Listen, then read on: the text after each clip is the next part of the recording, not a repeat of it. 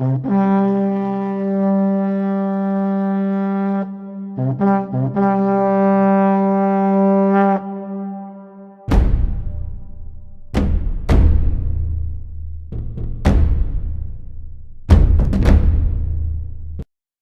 Of Indian history by doctor Mohanlal Gupta में आपका स्वागत है।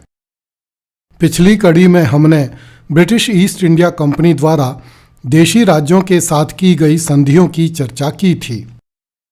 ईस्ट इंडिया कंपनी द्वारा राजपूताना के 19 में से 18 राज्यों के साथ की गई संधियों के आरंभ होने से राजपूताने में एक नए युग का सूत्रपात हुआ। राजपूताना के देशी राज्यों को मराठों और पिंडारियों से छुटकारा मिला तथा ईस्ट इंडिया कंपनी के अधिकारी देशी राज्यों में रेजिडेंट एवं पॉलिटिकल एजेंट बनकर आए, जिससे मराठों और पिंडारियों की लूट खसोट बंद हुई, किंतु अंग्रेज अधिकारियों की लूट खसोट आरंभ हो गई। राजपूताने से जितनी लूट पिंडारियों ने की थी तथा जितनी चौथ मराठों ने वसूल की थी, उससे कई गुना अधिक खिराज अंग्रेजों ने वसूल किया, जिससे देशी राज्यों की आर्थिक स्थिति चरमरा गई और वे पहले से भी अधिक कर्जे में डूब गए।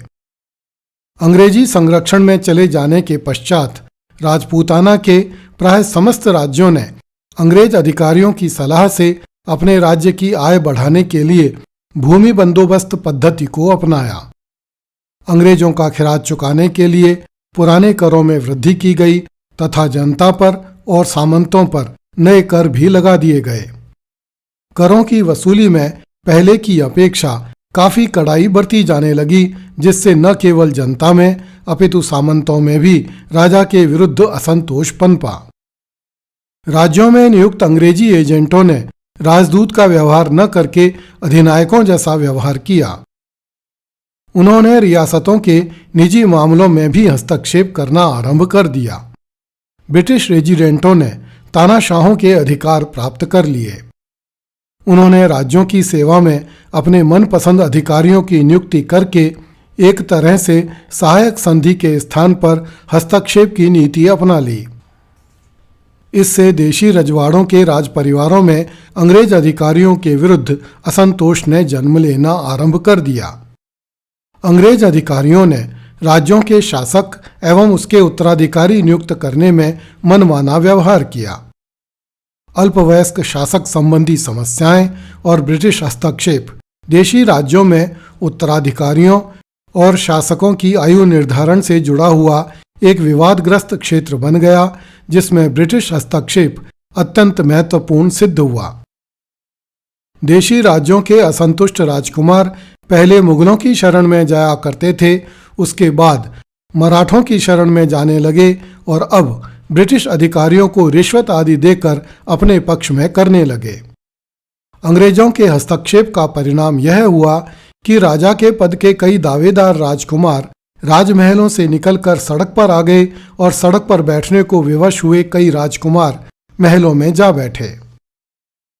भारत में वयस्कता की आयु संबंधी सीमाएं परंपरागत रूप से सुनिश्चित नहीं थीं।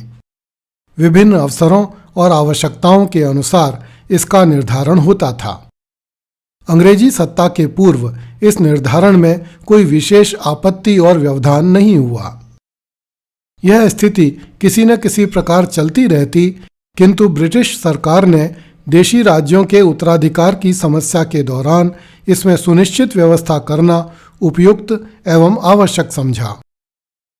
अंग्रेजों द्वारा अपनाई गई नीति के अनुसार वयस्कता की आयु 18 वर्ष सुनिश्चित की गई और यह व्यवस्था की गई कि 18 वर्ष से पूर्व शासक अल्पवयस्क माना जाएगा।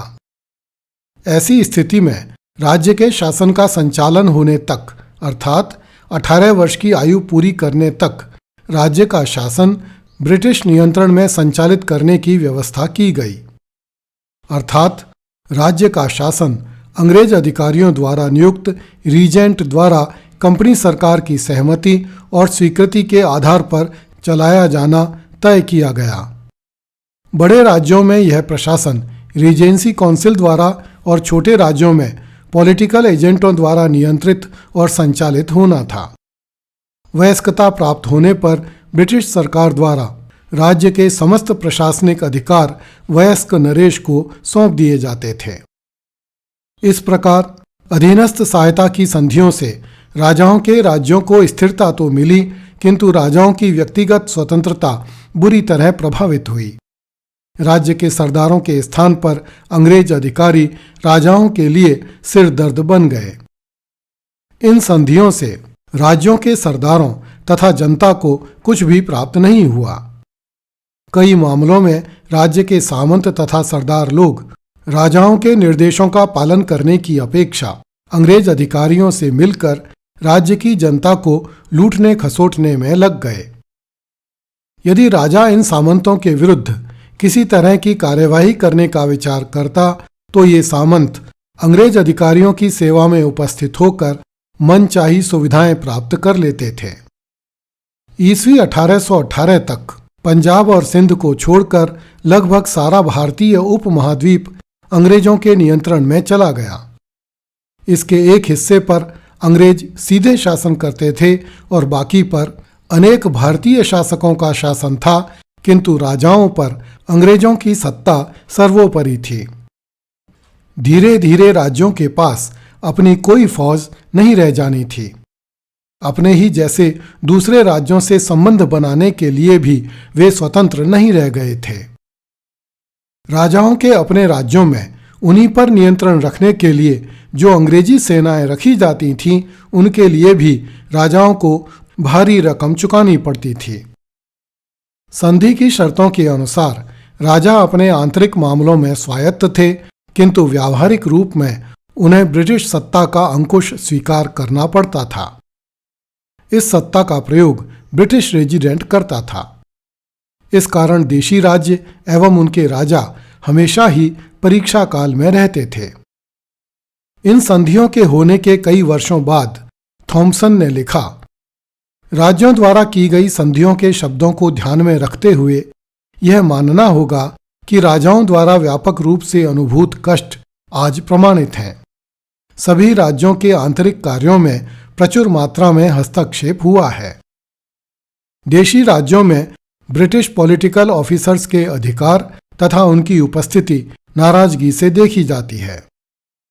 ईस्वी 1830 में बिशप हेबर ने लिखा था, कोई भी देशी राजा उतना कर नहीं लगाता जितना हम लगाते हैं। ऐसे बहुत कम लोग हैं जो यह न मानते हों कि कर आवश्यकता से अधिक लगाया जाता है और जनता निर्धन होती जा रही है। बंगाल से भिन्न हिंदुस्तान में देशी राजाओं के राज्य में रहने वाले किसान कंपनी राज में रहने वाले किसानों से कहीं अधिक गरीब और पस्त दिखाई देते हैं। उनका व्यापार चौपट हो गया है। इन संधियों के हो जाने से राज्यों के सैनिक अभियानों तथा आक्रामक प्रवृत्तियों का प्राय अंत हो गया। अब राजपूताने के राज्यों पर बाह्य सैनिक क्रियाओं तथा संघर्ष की समाप्ति हो गई और उन्हें संधि के अंतर्गत पूर्ण सुरक्षा प्राप्त हो गई। इन संधियों के बाद देशी राज्यों के शासकों को बिना कोई अधिकार दिए केवल कर्तव्य सौंप दिए गए और वहीं अंग्रेजों को बिना कोई दायित्व निभाए असीमित अधिकार प्राप्त हो गए।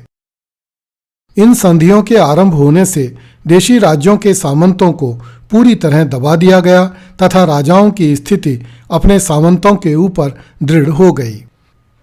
अंग्रेज अधिकारी राजाओं, राजपरिवार के सदस्यों एवं शक्तिशाली सामंतों को भी अपमानित एवं पदच्युत करने लगे।